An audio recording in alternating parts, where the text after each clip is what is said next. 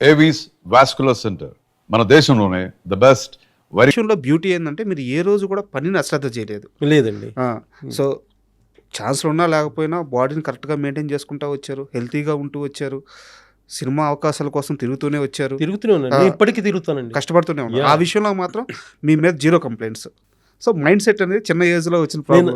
అదే నేను అలా లేదండి, నేను మధ్యలో ఖాళీకి కూడా ఉండొద్దు, నేను వర్క్ అడుగుతానండి, ఏం ప్రాబ్లం లేదు నాకు. చాలాసార్లు మన వేణు గారు, ధనరాజు గారు, మేమందరం ఈవెంట్స్ కూడా తీసుకెళ్ళేవాళ్ళండి. నన్ను తీసుకెళ్ళాను, నాకు ఫోన్ చేసి అన్న రండి ఈవెంట్స్కి వెళ్దాం అని తీసుకెళ్ళి, నాకు అంటే ఫైనాన్షియల్గా నాకు అక్కడి నుంచి కూడా. ఆ తర్వాత మళ్ళీ వేణుగారే నాకు జబర్దస్త్లో నేను చేస్తున్నానన్నా మీరు రండి అంటే నేను వెళ్ళి జాయిన్ అయ్యాను. జబర్దస్త్ చేశాను కొన్ని రోజులు, నాకు అక్కడ నడిచింది. అలాగా నాకు నాగిరెడ్డి గారిని, నాగతేజ అని వాడు జబర్దస్త్లో చేసేవాడండి. ఆడు ఇప్పటికీ నన్ను ఈవెంట్స్ పిలుస్తాడన్నాడు. నాకు చాలా రోజులు చాలా ఈవెంట్స్ ఇచ్చాడండి, చాలా ఈవెంట్స్. నాకు చాలా హెల్ప్ అయింది, అవన్నీ నాకు ఫైనాన్షియల్గా హెల్ప్. ఆ తర్వాత చిట్టిబాబు అని ఫ్రెండ్ ఉన్నాడు, వాడు ఈవెంట్స్ చెప్పేవాడు. ఈవెంట్స్ మీద చాలా రోజులు బతికానండి నేను, చాలా నడిపి. అంటే ఇండస్ట్రీ ఆ ఈవెంట్స్ వచ్చిన డబ్బులతోనే మళ్ళీ నేను సేవ్ చేసుకోవాలి, మళ్ళీ తిరగాలి ఆఫీసులో, మళ్ళీ డైరెక్టర్ని కలవాలి, మళ్ళీ ఏం కాదు ఉంటుంది స్ట్రగుల్, వచ్చినప్పుడు ఉంది కదా అలాగే మళ్ళీ తిరుగుదాను, మళ్ళీ స్ట్రగుల్, మళ్ళీ తిరిగానండి, బాగా తిరిగానండి, బాగా. మళ్ళీ నేను సెకండ్ టైం తిరగటం ఏంటి అని నాలో నేను ఎప్పుడు అనుకోలేదు. తిరగాలి, అవును డౌన్ ఫేజ్ ఉంది, ఏం కాదు తిరుగుదాం, మళ్ళీ గోల్ కొడదాం. ఈసారి గోల్ కొట్టాడు మాత్రం ఓవర్ కాన్ఫిడెన్స్ వద్దు, ఏమొద్దు, క్రమశిక్షణతో జాగ్రత్తగా ఉండాలి. ఇది మాత్రం అవసరం అండి, ప్రతి ఒక్కరికి లైఫ్లో క్రమశిక్షణ అనేది చాలా అవసరం, ముందు చూపు అనేది చాలా అవసరం, అది లేకపోతే చాలా ప్రాబ్లం. అండ్ మీరు ఈ ఇంటర్వ్యూకి వస్తున్నప్పుడు నేను కొన్ని క్వశ్చన్స్ అడగకూడదని ముందే అనుకున్నా, దాంట్లో వేణు గారికి సంబంధించిన ప్రశ్న కూడా అడగకూడదు అనుకున్నా. ఎందుకు అడగండి, పర్లేదు. అయితే ఇప్పుడు మీరు మాట్లాడుతూ వేణు గారు అంటున్నారు, పిలుపు మారింది, కారణం ఏంటి? సో అంటే కారణం ఏంటంటే సార్, నేను వేణు, ఇప్పుడు ఇంతకుముందు వేణు అనుకోండి, నేను వేణు గాడు అనొచ్చు, అనకూడదు. వేణు అన్నాడు ఇప్పుడు పెద్ద డైరెక్టర్ సార్, చాలా పెద్ద డైరెక్టర్, బలగం అని అద్భుతమైన సినిమా తీసిన ఒక పెద్ద డైరెక్టర్. అది చూసేవాడికి తప్పుగా అనుకోకూడదు, తప్పు కదా. ఇప్పుడు నేను వేణు ఉన్నప్పుడు మీ ఇద్దరం మాట్లాడుకోవచ్చు, అదే ఇప్పుడున్న వేణు స్టేజ్కి నేను మాట్లాడకూడదు, అది రాంగ్. నేను ఇవన్నీ కూడా రియల్ లైఫ్లో తెలుసుకున్నాను సార్, నాకు తెలియదు. నేను చాలాసార్లు సార్ మీకు తెలియదు, నేను పిచ్చోళ్ళలాగా హీరోల మీద కౌంటర్లు ఇచ్చేవానండి, అందరు నవ్వుతున్నారు కదా అని తెలియదు నాకు అప్పుడు. తర్వాత నేను రియలైజ్ అయ్యాను తప్పు ఇవన్నీ అసలు, అంటే నవ్వుతున్నారు కదా అని అనేవాడిని, కానీ నా నవ్వు వెనకాల చాలామంది బాధపడతారని తెలుసుకోలేదు. ఆ తర్వాత తెలుసుకున్నా, ఓహో నేను ఇది అలా ఉండొద్దు, చాలా తప్పు చేశాను నేను. అంటే మన లైఫ్ కూడా కొన్ని పాఠాలు నేర్పుతుంది కండి, అలా పాఠాలు నేర్పింది నాకు. డబ్బు విషయంలో పాఠాలు నేర్చుకున్నారా? అమ్మో తప్పకుండా. నేను ఒక ప్రశ్న అడుగుతా, సూటిగా సమాధానం. ఫ్రెండ్స్కి, పార్టీలకి చిత్రం శ్రీను ఖర్చు పెట్టిన డబ్బులు కానీ పక్కన పెట్టుంటే మణికొండలో ఈరోజు 2 ఫ్లాట్లు ఉండేవి అని చెప్పారు. 2 ఫ్లాట్లు ఏంటి సార్, సగం మణికొండ కొనేసేవాడిని. సగం మణికొండ రోజు 4 సినిమాలు 5 సినిమాలు షూట్ చేశాను సార్, 4 సినిమాలు 5 సినిమాలు షూట్ చేశాను. అప్పుడున్న రేటుకి సగం మణికొండ కొనేసేయచ్చు. బాగా వేస్ట్ చేశాను సార్, డబ్బు చాలా వేస్ట్ చేశాను.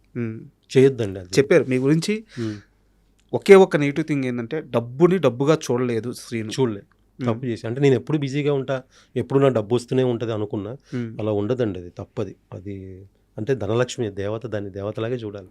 అండ్ వేణు గారి ప్రస్తావన తీసుకుంటాను సార్, ఇది 2% అవ్వచ్చు కానీ, బట్ వేణు గారి కష్టం తెలియడానికి అడుగుతున్నాను. మన మధురానగర్లో ఒక బిల్డింగ్ ఉంటుంది, ఆ బిల్డింగ్లో వేణు గారు, అంటే ఆ రోజు నైట్ ఏం జరిగిందో నాకు తెలియదు కానీ, ఆ నైట్ బయటికి పోవడానికి కూడా ఆయన చేతిలో డబ్బులు లేక ఆ బిల్డింగ్ దగ్గర ఆగిపోయి అక్కడే స్టే చేయాల్సి వచ్చిన రోజు ఒక రోజు నాకు పర్సనల్గా తెలుసు. అవును, వేణు గారు ఉన్నాయి, వేణు చాలా స్ట్రగుల్ చేసి. అంటే ఆ రోజు నైట్ తిన్నారో లేదో కూడా నాకు నమ్మకం లేదు. ఓకే, ఫస్ట్ అలాగే కొనుక్కున్నారని అనుకుంటున్నాను నేను. అలాంటి వేణు గారు మీ దగ్గర టచ్ అప్ బాయ్గా జాయిన్ అయ్యి, తర్వాత ఆర్టిస్ట్గా మారి, తర్వాత ఇప్పుడు డైరెక్టర్గా మారి, సో నాకు చెప్పండి వేణు గారిలో ఉన్న ఆ తపన ఏంటి, ఎలా కష్టపడతారు సినిమా కోసం? చాలా కష్టపడతాడండి, 24 hours బ్రెయిన్లో సినిమాని వేరే ఉండదు.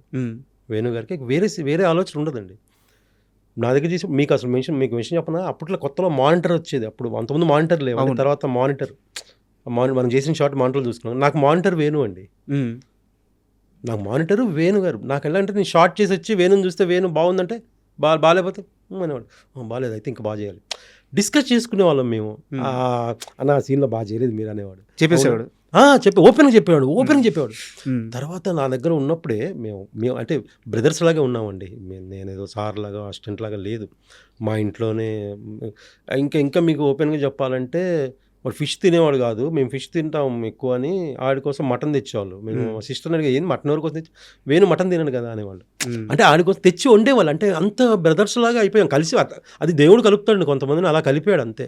ఇంకోటి వేణు చాలా టాలెంటెడ్ అండి, చాలా అంటే చాలా మల్టీ టాలెంటెడ్ వేణు. అసలు ఎంత మల్టీ అంటే పాటలు పాడతాడు, రైటింగ్ సైడ్ చాలా మంచి మంచి సీన్స్ రాస్తాడు. మీకు ఎందుకు బలగమే నిరూపించి కనుక నేను చెప్పడం ఎందుకండి. క్లైమాక్స్ ఎన్నిసార్లు చూసినా యాడవని సందర్భం క్రియేటర్ అండి, అంటే క్రియేట్ చేస్తాడు. అబ్బో చాలా మల్టీ టాలెంటెడ్ అండి, చాలా విషయాలు. ఇంకా మీరు చూడండి ఎల్లమ్మతో ఇంకెలా ఉంటుందో, వేరేలా ఉంటుంది. వచ్చిందా కాల్ వచ్చింది ఎల్లమ్మ? వచ్చిందండి, ఎల్లమ్మ చేస్తున్నాను నేను. చేస్తున్నానా? మంచి క్యారెక్టరే పిలిచాడు వేణుగారు పిలిచి క్యారెక్టర్ మన లుక్ టెస్ట్ కూడా చేశారు. మంచి క్యారెక్టర్ చేస్తున్నాను సార్. అంటే నేను మామూలుగా అడుగుతున్నాను, చాలా ఫ్రెండ్లీగా తెలుసుకోవాలని అడుగుతున్నాను. ఒకప్పటి మీ టచ్ అప్ బాయ్ దగ్గరికి వెళ్ళి ఇప్పుడు ఆయన డైరెక్టర్ అయ్యి ఆయన సీన్ చెప్తుంటే మీరు యాక్ట్ చేస్తుంటే ఆ ఫీలింగ్ ఎలా ఉంది సార్? చాలా ప్రౌడ్ మూమెంట్ అండి. మీకు తెలుసా బలగం తర్వాత వేణుకి ఎన్ని కాల్స్ వచ్చి ఉంటాయి, పెద్ద పెద్ద కాల్స్ వచ్చి ఉంటాయి కదా. నాకు అన్ని కాల్స్ వచ్చాయండి, నాకు అన్ని ఫోన్లు వచ్చాయి వేణు గురించి. మీ వేణు డైరెక్ట్ ఎంత అద్భుతమైన సినిమా, అంత ఎంత ప్రౌడ్ మూమెంట్ అండి. అంటే అక్కడ నా ప్రస్తావన తీసుకొచ్చింది అది చూడండి, నాకు కూడా పేరు వచ్చినట్టే కదా. అది నా అంటే నేను గోల్ ఆడుకొట్టినా నా గురించి వచ్చింది. చిత్రం సీన్ దగ్గర చేశాడు, ఇప్పుడు పెద్ద డైరెక్టర్ అయ్యాడని నాకు ఎంత ప్రౌడ్ మూమెంట్. తర్వాత మేము అసలు ఇలా ఉండదండి, ఒక డైరెక్టర్కి ఆర్టిస్ట్ లాగా కాదు. మేము అసలు లుక్ టెస్ట్కి వెళ్ళిన రోజు మేము జోకులు వేసుకుంటున్నాం. రేపు షార్ట్ బాగా చేయకపోతే అని వాడు అంటే నేను అంటే జోక్ చేసుకుంటాను సరదాగా. అమ్మో ఇప్పుడు నువ్వు యాక్షన్ చెప్తే నేను యాక్టింగ్ చేసి అదే బ్యూటీ అది. అది చాలా సరదాగా ఉంటుంది. అలా అని ఎందుకు నాకు జబర్దస్త్లో నన్ను తోమేసేవాడు అండి. జబర్దస్త్లో ఇంకా వేణు టీంలో చేశా కదా, తోమేసేవాడు. డైలాగు ప్రాక్టీస్ చేయాలని అని చేపించేవాడు. అప్పుడే అరే వదలవరా అనేవాడిని. అమ్మ తోముతాడండి, అవుట్పుట్ వచ్చే వరకు లాగుతాడు. నాకు తెలుసు వేణు ఏమనుకుంటున్నాడో తెలుసు, ఏమి ఇవ్వాలి దానికోసం మనం ఎంత హార్డ్ వర్క్ చేయాలో చేసేస్తాం, అది చెయ్యాలి కూడా. ఎలా వస్తుంది సార్ ఎల్లమ్మ? ఇంకా స్టార్ట్ అవ్వలేదండి, ఈ మంత్లో స్టార్ట్ అవుతుంది. ఓకే, డిఎస్పీ గారిని హీరోగా చూడాలని చెప్పి చాలా నేను కూడా వెయిటింగే. మంచి సినిమా అండి, చాలా గొప్ప సినిమా అది ఎల్లమ్మ, చాలా మంచి సినిమా. అండ్ కాస్త వెనక్కి వస్తే మీ కెరీర్లో బిగ్గెస్ట్ బ్లాక్ బస్టర్ అంటే ఒక బ్లాస్ట్ లాంటి సినిమా వెంకీ. అవును. నాకు ఆ ట్రైన్ ఎపిసోడ్ అసలు మొత్తం ఆ సీక్వెన్స్ అంతా ఎన్ని రోజులు షూట్ చేశారు, నాకు ఆ ప్రయాణం గురించి కాస్త ఏదైనా మీకు గుర్తున్న మూమెంట్స్ ఉంటే చెప్పండి సార్.